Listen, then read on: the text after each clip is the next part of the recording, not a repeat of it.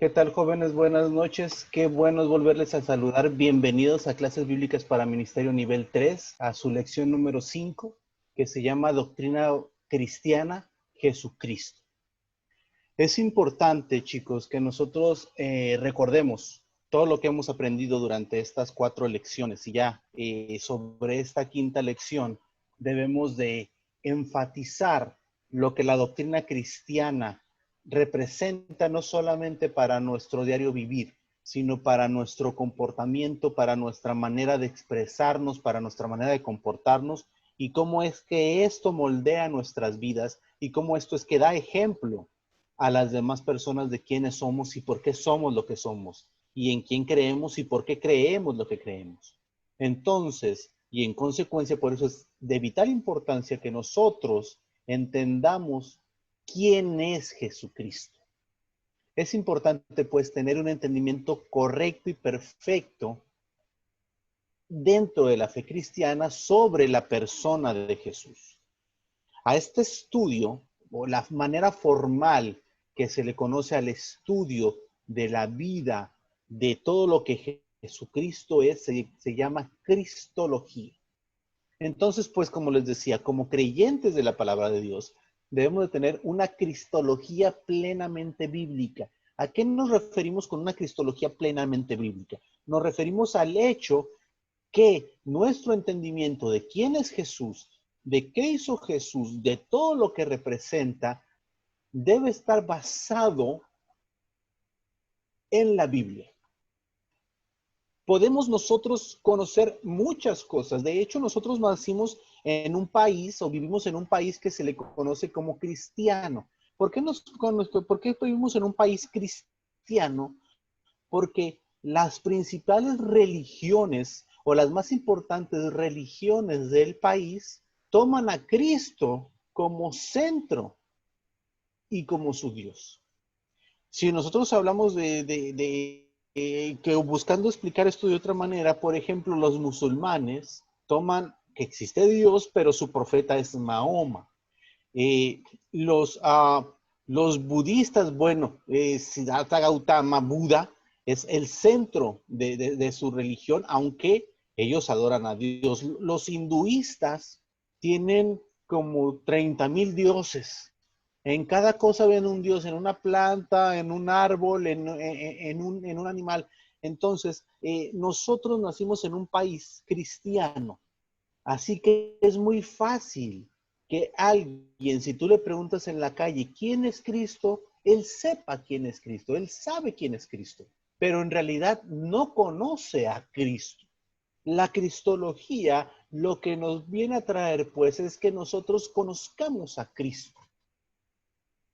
Obviamente nosotros en estos 30 minutos que tenemos no vamos a alcanzar a estudiar en su totalidad. De hecho, seríamos miserables de nosotros si pensamos que podemos conocer a Cristo en toda nuestra vida. No, porque Cristo es Dios, entonces Él es todo, es su infinidad, su grandeza es tan vasta que a nosotros no nos alcanza el tiempo para poder entender un poco de todo lo que Él es y de todo lo que Él representa. Pero sí es nuestra, y debe de ser, y lo voy a decir así, es nuestra obligación como hijos de Dios y como creyentes de Dios y como salvos y redimidos por Jesús de Nazaret, por Cristo mismo, el conocerle cada día más, el buscar entenderle cada día más. Y esto es aún más importante. ¿Por qué? Porque la Biblia misma nos dice que nosotros debemos de buscar ser mejores cada día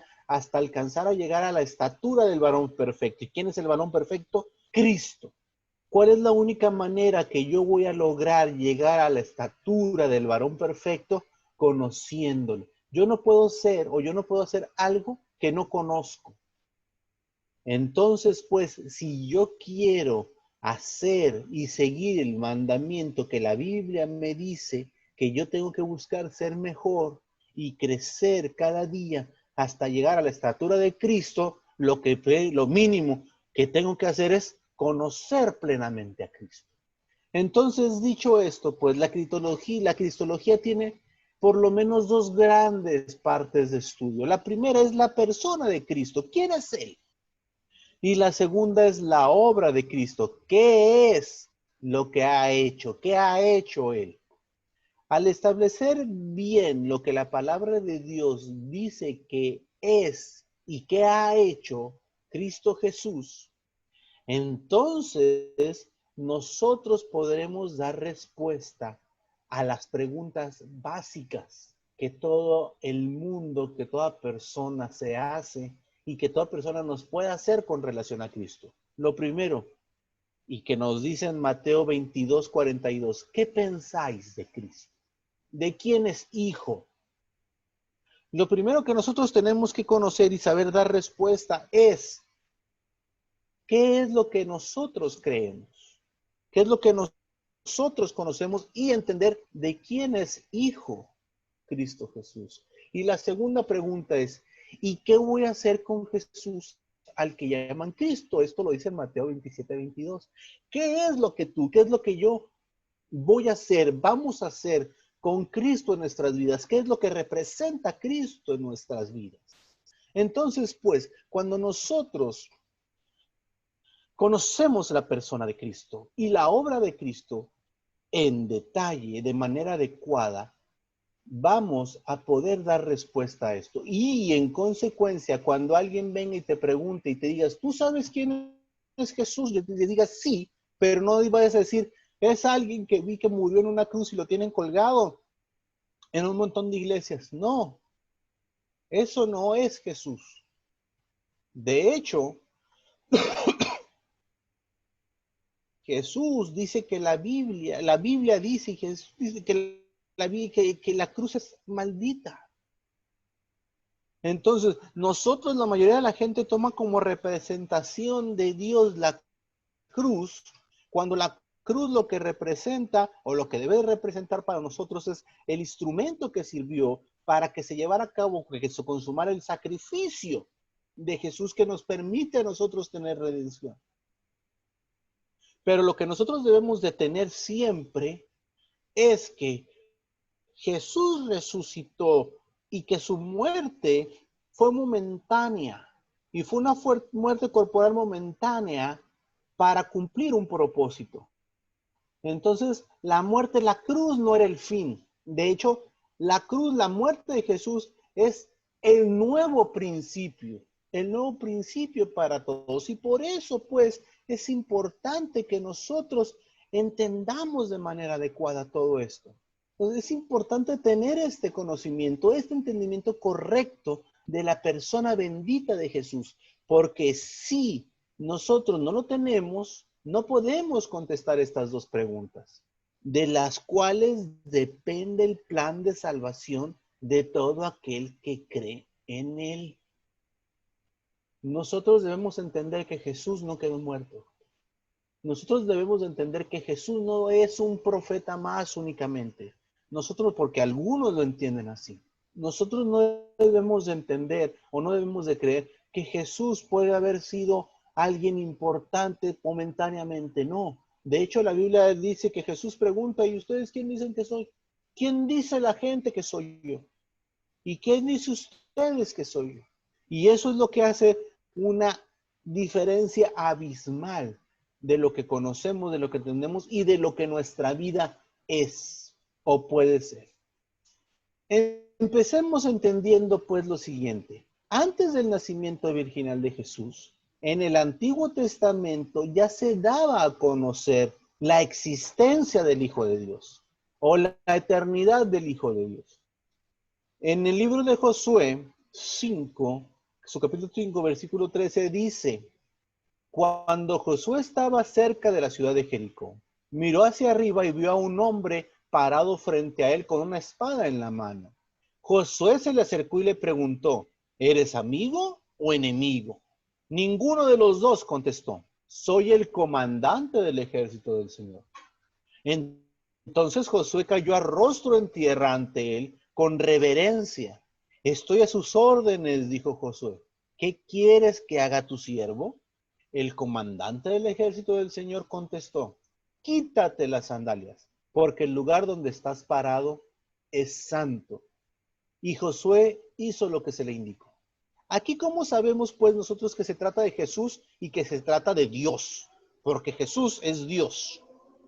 Primero, nosotros entendemos perfectamente que el único que recibe adoración es Dios.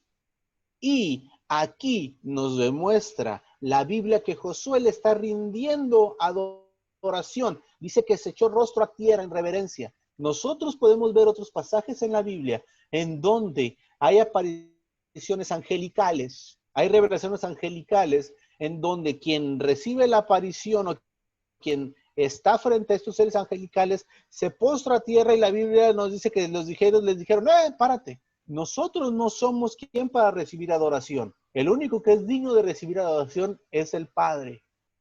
Y aquí nosotros vemos que la Biblia nos dice que este comandante de los ejércitos recibe la adoración. Y nosotros entendemos pues que el único digno de recibir adoración es Dios. Entonces entendemos que este comandante es Dios. Pero entendemos que es como, no es el Padre, se presenta como el comandante, no como el Padre, entonces entendemos que es el Hijo, que es Jesús. Y algo más que nos revela que es Dios. Cuando le dice, quítate las sandalias porque el lugar donde estás parado es santo. Nosotros podemos irnos al Éxodo en donde podemos ver la historia de Moisés, en donde cuando Moisés ve a la zarza ardiente, dice, yo tengo que ir a ver y escucha la voz de Dios y se postra a tierra igual que Josué hizo acá. Le dice que haga exactamente lo mismo. Quítate las sandalias porque el lugar donde estás parado es santo. Entonces, pues nosotros podemos entender que aquí se presenta el comandante, el Hijo de Dios, pero que es Dios. Y esto es en el Antiguo Testamento. Entonces es antes que naciera, pues, virginalmente. Así que nosotros sabemos que ahí, antes del nacimiento virginal, ya estaba Jesús. Un ejemplo más de esto lo encontramos en Daniel 3:25, donde dice, y él dijo, he aquí yo veo 4 varones sueltos, que se pasean en medio del fuego sin sufrir ningún daño. Y el aspecto del cuarto es semejante al Hijo de los dioses. Aquí nosotros podemos recordar en Daniel que fueron echados estos jóvenes al horno por no adorar la figura que se les mandó. Son echados a estos hornos y pueden darse cuenta que el fuego no les hace nada. Pero lo más importante, fueron arrojados al horno 3, pero cuando se asoman a ver ven 4. Y él cuando le está preguntando, ¿estás viendo igual que yo? ¿Estás viendo 4? No nada más 3. Y dice, sí. Y el cuarto no es cualquier cuarto. Es uno que es semejante al Hijo de los dioses. Es decir, ellos al no ser judíos no entendían claramente, pero sabían cómo se veía un ser celestial o tenían una noción de cómo se veía un ser celestial, hermoso, grande, resplandeciente. Entonces, así yo puedo sentir, así yo puedo ver que lo podía representar, que lo podía estar viendo. Por eso dice que es semejante al Hijo de Dios. Y entonces nosotros sabemos que ahí está la presencia de Jesús. Porque no es el Padre el que está acompañándolos, pero tampoco es un ser angelical. ¿Por qué? Porque es comparado con el Hijo de los dioses. En Isaías 9:6 dice, porque nos ha nacido un niño, Dios nos ha dado un hijo, el cual se ha concebido el poder, se le ha concedido el poder de gobernar y le darán estos nombres: admirable en sus planes, Dios invencible, Padre eterno, príncipe de paz.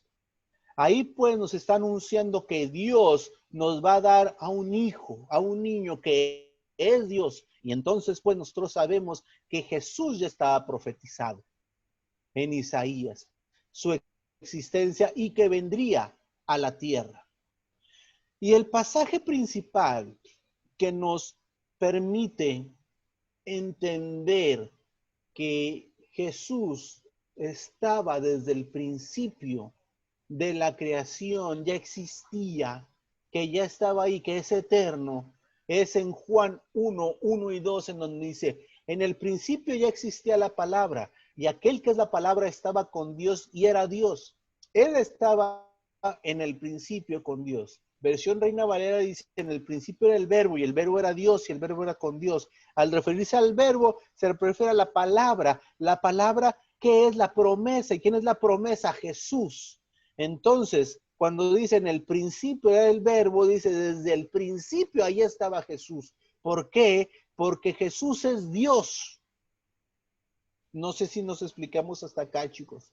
Recuerden, si tienen alguna duda, comentario, algún trauma infantil que quieran hacernos saber, por favor, escríbanlo en los comentarios, háganoslo saber y nosotros con gusto les damos respuesta para poder ir, pues, aprofundizando y aprendiendo más. Pues, si tienen alguna duda, háganoslo saber. Ahora, pues, nosotros podemos entender que Jesús es eterno y que su venida al mundo en forma de hombre tiene un objetivo, un propósito específico. A este hecho de venir al mundo, de bajar a forma de hombre, se le llama la encarnación. La encarnación, pues, no es otra cosa que Dios tomando forma de ser humano. ¿Y por qué es importante que nosotros entendamos y toda la magnitud y todo lo que implica que Jesús haya tomado, que el Hijo de Dios haya tomado forma humana? La naturaleza, pues, de la encarnación de Dios consiste en 7 pasos que nosotros encontramos en Filipenses 2, del 6 al capítulo 8, y los vamos a revisar ahora mismo. Fíjate lo que dice la Biblia con relación a esto. Aunque era Dios, no consideró que el ser igual a Dios fuera algo a lo cual aferrarse. En cambio, renunció a sus privilegios divinos, adoptó la humilde posición de un esclavo y nació como un ser humano. Cuando apareció en forma de hombre, se humilló a sí mismo en obediencia a Dios y murió en una cruz como morían los criminales.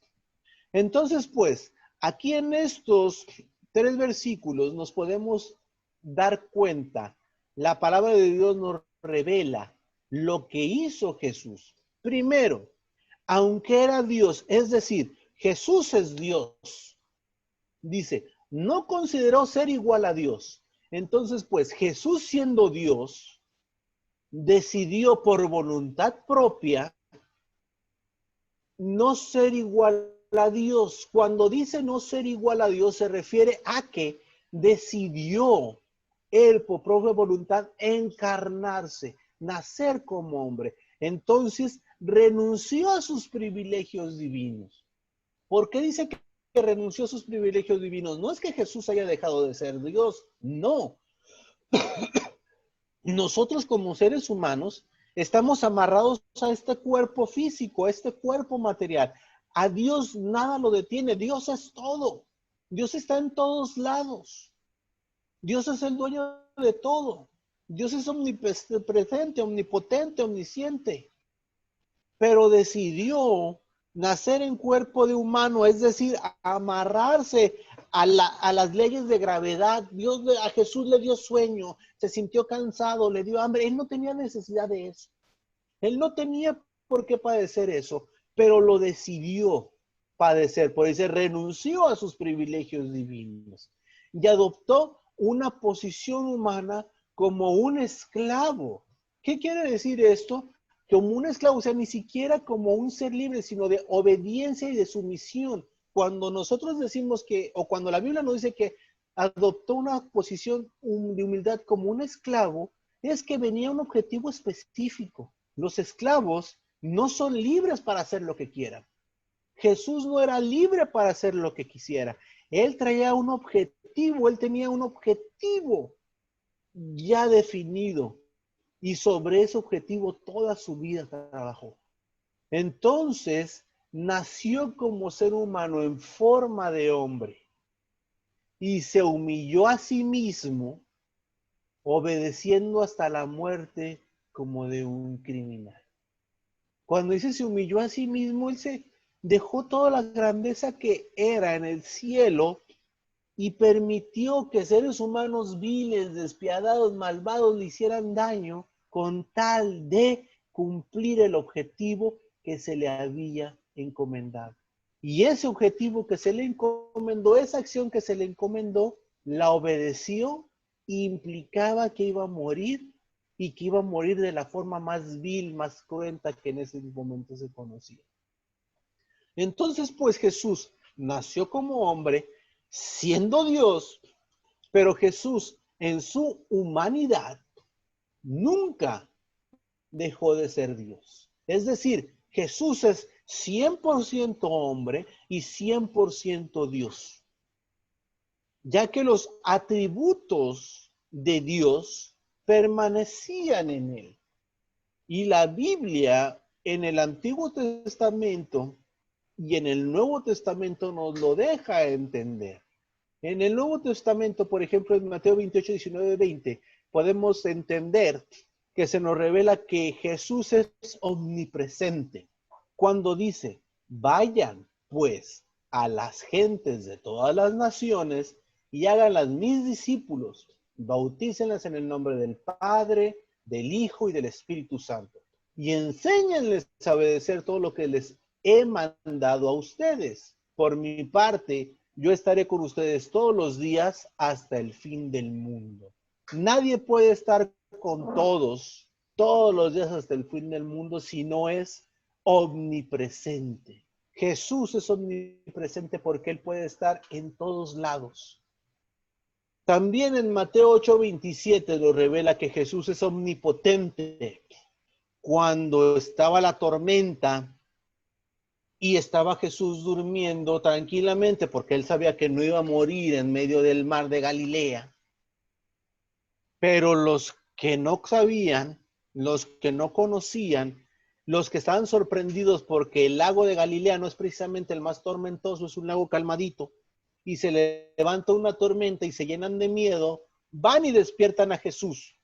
Y Jesús le ordena a los vientos que se calmen, le ordena a las aguas que se calmen. Entonces ellos se admiran y Mateo dice, y dijeron, ellos admirados se preguntaban, pues ¿quién será este que hasta los vientos y el mar le obedecen? Es decir, Jesús todo lo puede. Jesús es omnipotente. Jesús es omnisciente. Juan 1, 48 y 49 dicen, Natanael le preguntó, ¿cómo es que me conoces? Jesús le respondió, te vi antes que Felipe te llamara, cuando estabas debajo de la higuera. Natanael le dijo, Maestro, tú eres el Hijo de Dios, tú eres el Rey de Israel. Aquí Jesús nos revela que Él todo lo sabe.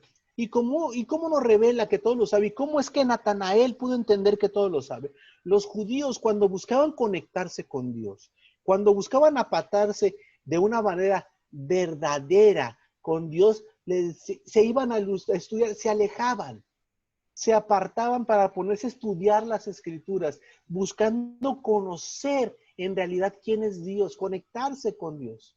Y entonces ellos usaban la expresión de ir a sentarse debajo de la higuera, es decir, se apartaban a un lugar cómodo, donde había sombra, donde había fruto, donde había paz, donde podían conectarse con Dios.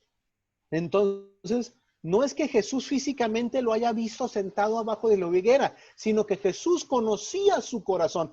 Jesús sabe todo lo que es, y entonces él sabía que Natanael era un verdadero adorador, que Natanael era una verdadera persona que buscaba conectarse con Dios. Y en ese mismo instante Natanael es lo que estaba buscando hacer. Y cuando Jesús le dice, yo sé que tú estabas buscando conectarte con Dios, Natanael entiende, porque no le ha dicho nada a él, Natanael a Jesús verbalmente no le ha dicho nada, pero Jesús le revela eso, entonces él entiende, Natanael entiende que él es Dios y por eso le dice, Maestro, tú eres el Hijo de Dios, porque él sabía que había un Mesías prometido, que venía de Dios y que era Dios, y al revelárselo así Jesús, él entiende que él es Dios. Entonces aquí podemos nosotros ver, ya ahora con lo que les he contado ahora mismo, dos cosas. Primero, que Jesús es omnisciente, y segundo, que yo espero que ya le encuentren otro sentido a estos versículos de la Biblia, en donde no hace referencia a que alguien esté sentado abajo de una higuera, sino y que Jesús lo vio pasando por abajo y que lo ve ahí sentadito. No, se refiere a algo más profundo. Y este entendimiento más profundo que les estoy ahora mismo yo comentando, nos permite entender mejor a Jesús. Y eso es lo que nosotros buscamos hacer. Y eso es lo que nosotros debemos anhelar hacer. Y es lo que les decía al principio de esta clase. Nosotros debemos de conocer perfectamente a Cristo para poder hablar de Él, para poder entender de Él y para poder hablarle a los demás de Él. Jesús también se revela como un ser eterno. En Apocalipsis 1:8 dice, yo soy el alfa y el omega. Jesús es el que está hablando a las iglesias y se revela y se presenta así. Yo soy el alfa y la omega, el principio y el fin. Dice el Señor Dios, yo soy el que es, que siempre era y que aún está por venir, el Todopoderoso. Entonces, pues, ahí en Apocalipsis 1:8 Jesús se presenta como Dios eterno, porque dice yo soy el alfa y el omega. El alfa y el omega es el principio y el fin. Alfa es la primera letra del alfabeto griego y omega es la última, es decir, Él es lo primero que leemos y lo último que leemos. Es lo primero que aprendemos y lo último que aprendemos. Es lo primero que vemos y lo último que vemos. Entonces, nosotros podemos entender que Jesús es Dios porque la Biblia misma nos revela que Él posee los atributos que son exclusivos de Dios. Y aún más importante, que a pesar de ser hombres, es decir, como ya habíamos entendido anteriormente, de haber encarnado como hombre, Jesús sigue siendo Dios. Por eso entendemos y sabemos que Jesús es 100% hombre, pero también es 100% Dios. Ahora, ¿cuáles fueron las razones para la encarnación de Dios en Jesús de Nazaret? La primera fue para dar una completa revelación de Dios Padre. Si ustedes recuerdan, Felipe le dice, Señor, muéstranos al Padre y con eso nos basta. Y Jesús le contesta, ¿hace cuánto tiempo que estoy con ustedes y todavía no me conoces? Quien me ha visto a mí, ha visto al Padre. Entonces, Jesús da una completa revelación de Dios Padre. ¿Por qué? Y esta completa revelación nos debe hacer entender que Dios es amor, que Dios busca nuestro bienestar, que Dios busca que siempre estemos cerca de Él. Siempre es Dios acercándose a nosotros, no nosotros acercándose a Dios. Siempre es Dios queriendo hacer que nosotros tengamos lo mejor, vivamos lo mejor. ¿Por qué hacemos este énfasis? ¿O por qué debemos de entender este énfasis? Porque hay muchas creencias religiosas y otras no tan religiosas que ponen a Dios como si fuera un Dios malo, un Dios castigador. No sé si a ustedes les tocó alguna vez que digan, Dios te va a castigar. No, Dios no es un Dios castigador. Jesús nos enseñó cómo es realmente Dios. Dios es un Dios perdonador, es un Dios que ama, es un Dios que corrige y es un Dios que interviene cuando tiene que intervenir, pero que deja que nosotros aprendamos. La maldad que hay en el mundo no es causa de Dios, es causa de la ausencia de Dios que voluntariamente nosotros al pecar, al alejarnos de Él, provocamos en nuestras vidas. Entonces, no es que Dios nos quiera castigar, no, Dios quiere que seamos salvos y por eso mandó a Jesús. Dios quiere que conozcamos y que vivamos en paz, en armonía, en amor, y por eso mandó a Jesús. Dios quiere que nos amemos y que nos respetemos a pesar de nuestras fallas, y por eso mandó a Jesús, para que nosotros pues podamos conocer plenamente al Padre. Lo siguiente, ¿para qué mandó, por qué encarnó Jesús? Para destruir las obras del diablo y su reino. Primero de Juan 3:8 dice, precisamente para esto ha venido el Hijo de Dios, para hacer lo hecho por el diablo. Toda la destrucción, toda la maldad, todo el rencor, toda la ira, todo lo que pasa malo en el mundo, toda la muerte, es causa de Satanás, causa del diablo. Pero si nosotros seguimos al Hijo de Dios y todos siguiéramos al Hijo de Dios, todos estos males se romperían y se acabarían.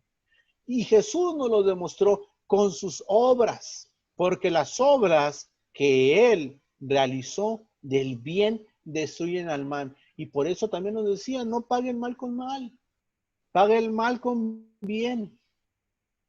Y entonces, pues así vas a destruir las obras del diablo. Los tercero, para vivir una vida perfecta y sin pecado.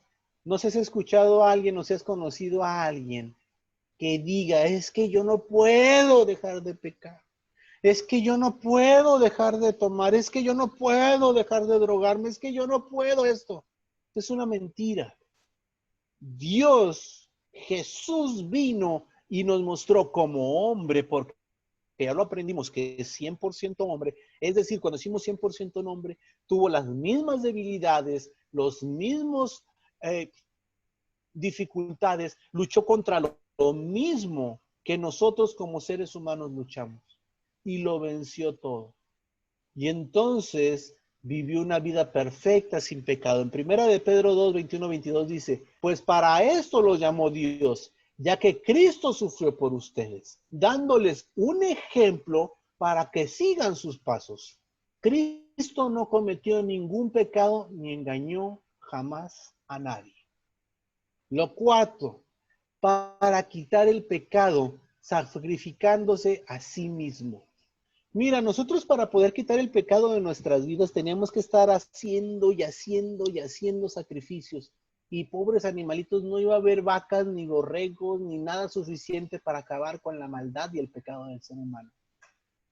Pero Jesús vino para morir por nosotros, para ofrecerse en sacrificio perfecto por nosotros y darnos vida eterna.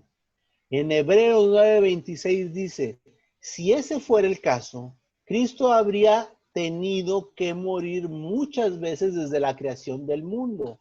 Pero el hecho es que ahora, en el final de los tiempos, Cristo ha aparecido una sola vez y para siempre, ofreciéndose a sí mismo en sacrificio para quitar el pecado. Entonces, pues, Cristo es el Cordero de Dios que quita el pecado del mundo. A través de su sacrificio, Él nos hace salvos, nos trae redención. Y de esto hablaremos en las siguientes clases. Y quinto, para traer a efecto un adendum al pacto que ya teníamos con Dios, lo que se le conoce el nuevo pacto. Mira, cuando nosotros fuimos creados por Dios, Dios nos ofreció vida eterna, a cambio que nosotros le obedeciéramos. Pero por nuestra desobediencia se cortó eso. Y por nuestro pecado, que tenemos pecaminosos, dije, la paga del pecado es muerte. Entonces, siempre tiene que haber muerte, siempre hay muerte por la causa del pecado. Pero Jesús vino y cubrió ese pecado con su muerte, con su sacrificio, a pesar que él no había pecado, él se ofreció en sacrificio y entonces su muerte nos volvió a reunir lo que había separado el pecado. Cristo vino y nos juntó de nuevo la humanidad, el hombre, el ser humano con el Dios Padre. Entonces, pues, Mateo 26, 28 dice, porque esta es mi sangre, la cual confirma el pacto entre Dios y su pueblo. Cuando dice confirma el pacto, le dice que si somos buenos, que si somos obedientes, justo como Cristo lo fue, aunque no lo somos, pero al aceptar a Cristo como Salvador, Dios ya no nos ve a nosotros, el Padre ya no nos ve a nosotros, sino ve a Cristo limpio, puro, obediente. Entonces nosotros ganamos, nosotros se nos otorga, se nos regala el derecho de ser llamados hijos de Dios. Y entonces su sangre es derramada como sacrificio para perdonar los pecados de muchos. Y a través de ese perdón de pecados es que nosotros podemos alcanzar vida eterna, paz con Dios, estar de nuevo felices, unidos y saber que vamos a vivir una vida plena y que podemos vivir una vida plena. No cuando nos muramos, yo no sé si ya se los había dicho anteriormente, La vida eterna no la empiezas a vivir cuando te mueres, no. La vida eterna tú la empiezas a vivir desde el momento en que tú decides aceptar a Cristo como tu Salvador. En que tú dices a Cristo, yo te reconozco como mi Salvador. Yo sé que tú moriste por mis pecados, perdóname. Ven a mi vida y sé tú en mi vida. Cuando tú pues decides aceptar a Cristo como Salvador, tú empiezas a vivir una vida eterna. Y desde aquí te entrenas para ser un buen ciudadano en el cielo. Entonces, pues, empieza a vivir tu vida eterna, disfrútala plenamente, haz lo mejor, sé excelente en lo que haces, siempre busca hacer lo que hagas en excelencia porque no lo haces para cualquiera, lo haces para Dios y lo haces para ser un mejor ciudadano en el cielo. Entonces, pues, nosotros debemos de entender que todo esto representa Jesús, que para esto, pues, se encarnó Jesús. También la encarnación permitió que Jesucristo llevara todos los oficios terrenales del pueblo de Dios. Cuando decimos esto, lo que debemos de entender es que no cualquiera podía presentar un sacrificio, solamente los sacerdotes. Dios ejerció el sacerdocio como tal y por eso Él se pudo presentar a sí mismo como sacrificio. Entonces Él ejerció el sacerdocio como tal. Dios, Jesús, fue juez, pero lo debemos entender no como el juez que vemos de repente que ponen ahí en la televisión o que de los que están en los juzgados, no. Fue un juez de que el que juzga las causas de inteligencia, el que guía al pueblo. Entonces está juzgando, cuando dicen que es un juez, es que está juzgando, es que está guiando al pueblo. Le dice qué es lo que debe de hacer, le dice cómo se debe de comportar. Ejemplo bien claro de esto tenemos cuando le llegan a la mujer adúltera y le dicen, en el hecho de adulterio la encontramos. Y la ley de Moisés dice que tiene que morir a pedradas. Y Jesús le dijo, cierto. No les dijo, no la apedreen. Pobrecita, déjela. No, él dijo, es cierto. Eso es lo que se tiene que hacer. Pero el único que la va a poder apedrear es quien no tenga pecados. ¿Y el por qué es el único que la va a tener que apedrear? Porque nadie tiene derecho a juzgar la vida de alguien más cuando él vive una vida pecaminosa también. ¿Cómo yo voy a juzgar la situación de alguien más cuando yo vivo una vida pecaminosa también? No sé si les ha tocado de repente que por ahí anda gente que anda condenando a todos, que los ay, te vas a ir al infierno, condenadote. No sé si les ha tocado conocer gente así. Lo que sí es claro y lo que sí es entendible es que Jesús dice, sí es cierto, pero nadie puede juzgar a nadie. Entonces nosotros no somos nadie para juzgar a alguien más. Si Jesús, teniendo el derecho a juzgarnos, nos perdona, ¿quiénes somos nosotros para juzgar a alguien más o para condenar a alguien más? Dios nos libre de hacer eso. Entonces, pues Jesús también fue juez. Jesús fue profeta. Jerusalén, Jerusalén, ¿cuántas veces quise juntarte como la gallina junto a sus polluelos debajo de sus alas y no quisiste?